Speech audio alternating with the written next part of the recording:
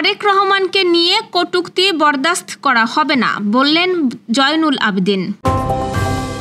গণমাধ্যমে অপরাধের হার বৃদ্ধির দাবি পুরোপুরি সত্য নয়, জানালো প্রধান উপদেষ্টার কার্যালয়।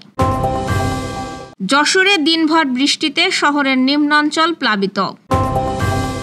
জুলাই শহীদ স্মৃতিস্তম্ভের ভিত্তিপ্রস্তর উদ্বোধন হলো যশোরে।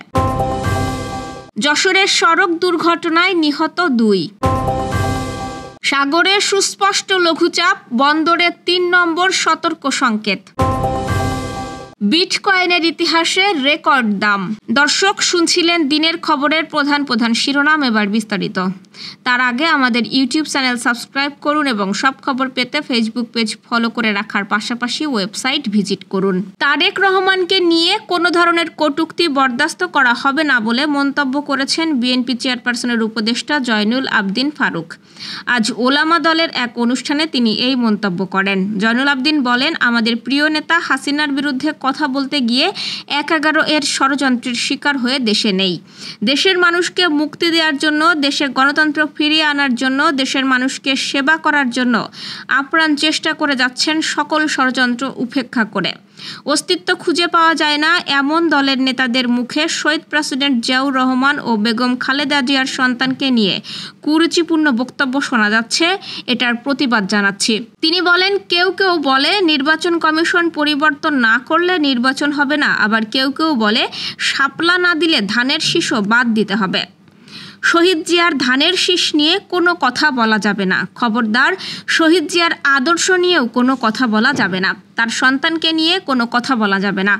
যে সন্তানের জন্য গত 16 বছর এই নেতারা জীবন বিসর্জন দিয়ে রক্তচক্ষু উপেক্ষা করে হাঁটু পানিতে বাস করে দলকে তারেক রহমানের নির্দেশে টিকিয়ে রেখেছে, সেই দলের নেতাকে নিয়ে আপনি কটূক্তি করবেন, তা হতে পারে না, বরদাস্ত করা হবে না।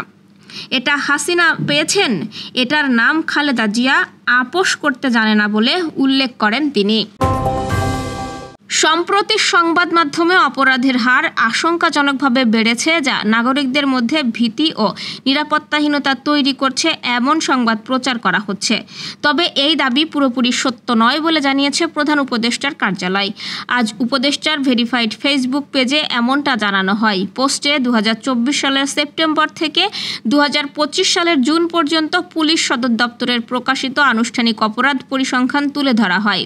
বলা হয়, গণমাধ্যমগুলোর দাবি পুরোপুরি সত্য নয়, বরং গত 10 মাসে প্রধান অপরাধ বিভাগের পরিসংখ্যানে স্থিতিশীলতার ইঙ্গিত পাওয়া যায়।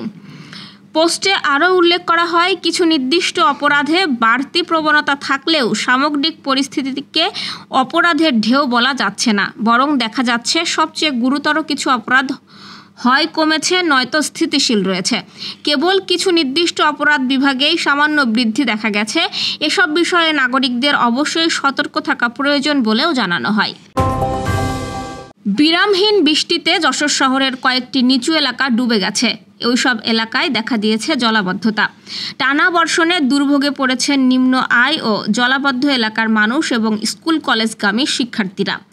শহরের শঙ্করপুর, বেচপাড়া, বারান্দিপাড়া সহ নিচু এলাকার ঘরবাড়িতে পানি ঢুকে পড়েছে। অন্যদিকে বাজারঘাটেও পড়েছে এর প্রভাব। কাঁচা বাজারে অনেকেই দোকান খোলেননি, ফলে নিত্য প্রয়োজনীয় পণ্যের দাম কিছুটা বেড়ে গেছে। রিকশা ও অটো চালকরা অতিরিক্ত ভাড়া নিচ্ছেন, আবার অনেক রাস্তায় যান চলাচলই বন্ধ রয়েছে। কৃষিক্ষেত্রেও এর প্রভাব পড়ছে। যশোর সদরের চূড়ামনকাঠি, বাড়িনগর সহ মনিরামপুর ও ঝিকরগাছা উপজেলার বিভিন্ন মাঠে সবজি খেতে পানি জমে ব্যাপক ক্ষতি বয়ে এনেছে। ফলে কৃষকরা দুশ্চিন্তায় পড়েছেন। বৃষ্টির পর বাজারে সবজির দাম বাড়বে বলেও আশঙ্কা করছেন সাধারণ মানুষ। যশোরের বকুলতলায় জুলাই শহীদ স্মৃতিস্তম্ভের ভিত্তিপ্রস্তর আনুষ্ঠানিকভাবে উদ্বোধন করা হয়েছে। আজ বেলা 11টায় যশোরের জেলা প্রশাসক মোহাম্মদ আজাহারুল ইসলাম স্মৃতিস্তম্ভ নির্মাণ কার্যক্রমের উদ্বোধন করেন। যশোরের বকুলতলায় যেখানে বঙ্গবন্ধু মুরাল ছিল, সেই স্থানে স্মৃতিস্তম্ভ নির্মাণের কাজ শুরু হয়েছে। উদ্বোধনকালে জানানো হয়, আগামী 5 আগস্ট স্মৃতিস্তম্ভটির আনুষ্ঠানিক উদ্বোধন হবে। অনুষ্ঠানে অংশ নেন জুলাই আন্দোলনের যোদ্ধারা, নিহত যোদ্ধা তাদের পরিবার, বৈষম্যবিরোধী ছাত্র আন্দোলনের নেতৃবৃন্দ সহ বিভিন্ন শ্রেণী পেশার মানুষ। শুরুতেই নিহতদের স্মরণে 1 মিনিট নীরবতা পালন করা হয়। অনুষ্ঠানে আরও বক্তব্য রাখেন অতিরিক্ত পুলিশ সুপার আবুল বাশার, জেলা বিএনপির সাধারণ সম্পাদক দেলোয়ার হোসেন খোকন, জামায়াতে ইসলামীর জেলা সেক্রেটারি মাওলানা আবু জাফর সিদ্দিকী, নাগরিক পার্টির নেতা নুরুজ্জামান, জুলাই আন্দোলনে নিহত আবদুল্লাহর পিতা আব্দুল জব্বার, জুলাই যোদ্ধা মাসুম বিল্লাহ ও আহাদ সহ অন্যরা। যশোরের মনিরামপুরে সড়ক দুর্ঘটনায় 2 জন নিহত হয়েছেন। সোমবার সকাল 8:30টার দিকে মনিরামপুর তেল পাম্পের সামনে এই দুর্ঘটনা ঘটে। নিহতরা হলেন ট্রাক চালক রাজু ও হেলপার এরফান। সাতক্ষীরার কলাররা উপজেলার বাসিন্দা তারা। মনিরামপুর থানার ভারপ্রাপ্ত কর্মকর্তা বাবলুর রহমান খান বিষয়টি নিশ্চিত করেছেন। পুলিশ জানায়, সকালে যশোর থেকে সাতক্ষীরাগামী একটি মাছ বোঝাই ট্রাক মনিরামপুর বাজারের তেল পাম্পের সামনে পৌঁছালে সেটি নিয়ন্ত্রণ হারায়। এ সময় রাস্তার পাশে দাঁড়িয়ে থাকা অপর একটি ট্রাককে সজোরে ধাক্কা দেয়। এতে ঘটনাস্থলেই ট্রাক চালক ও হেলপার নিহত হন। মৌসুমি বায়ু সক্রিয় থাকার পাশাপাশি সাগরে লঘুচাপটি সুস্পষ্ট লঘুচাপে পরিণত হয়েছে। এর প্রভাবে গতকাল সকাল থেকেই কক্সবাজার সহ উপকূলীয় অঞ্চলে বৃষ্টি শুরু হয়েছে। আজ সোমবার থেকে তা বাড়তে শুরু করেছে। আগামীকাল মঙ্গলবার থেকে এটি সারা দেশে বিস্তৃত হয়ে পুরো সপ্তাহে থেমে থেমে বৃষ্টি হতে পারে বলে জানিয়েছে আবহাওয়া অধিদপ্তর। এছাড়াও উপকূলের 4 সমুদ্র বন্দরের জন্য 3 নম্বর সতর্ক সংকেত এবং নদীবন্দরগুলোর জন্য 1 নম্বর সতর্ক সংকেত দেওয়া হয়েছে। আগামীকাল তাপপ্রবাহ দেশের কোথাও না থাকার সম্ভাবনা রয়েছে। লঘুচাপের প্রভাবে দেশে বেশিরভাগ অঞ্চলে বৃষ্টিপাত হতে পারে।